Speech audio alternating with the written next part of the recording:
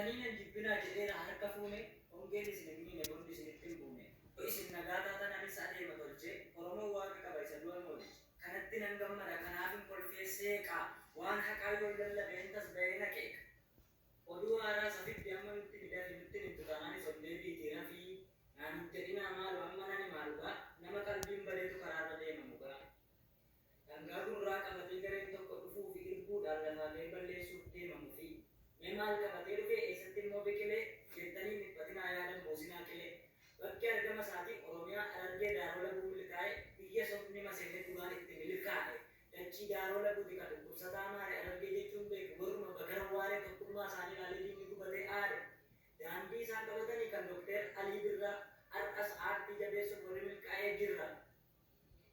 Bakki argama isaatii kanuma armaan olii warra jaalala malee tasan jaalanne goolii. Mul'anni isaa fagoodha ejjennoon isaa kaayyoo ol baasee mul'isuu fi aadaa abboo fi aayyoo. Aadaa keenya kaleessa sirna lagaa mancaase afaan keenya qulqulluu summii itti facaase. Isa kana deebisuun mudhii hidhate cimsee aadaa waaraa baasee afaan dhokate ibse. Sirreessuudhaaf adeema kan karaarraa jallate madaa sagaa suphuu fi isa shiraan ballate. Aartiidhaan mul'isa miidhama uummataa inni kaleen nyaate har'as ni hamuummata walaloo fi diraamaa saboota kolfaaf taatu nu bira guutanii tokko jalaan baatu. Kana qofan eegina waa hedduudhaan bu'aartu tokkummaadhaan adeemnaan alagaan nama nyaartu. Sibiilumatu qorra sibiillayyoo doomanii maqaan garee keenyaa kun hambaama soddommanii.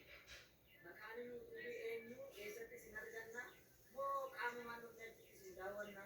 Kana yoo nagaasattan mee yaadaan nuti kan ittiin barbaaddattan maqaan milkaa'ee tuuti. Achumaan itti seenaa waamara daawwadhaa daawwachuu qofa miti koomintii sitti laata sabiskiraayib godhaa sheerii isin dagatinaa gammadaa jiraadha yoomiyyuu dhiphatina.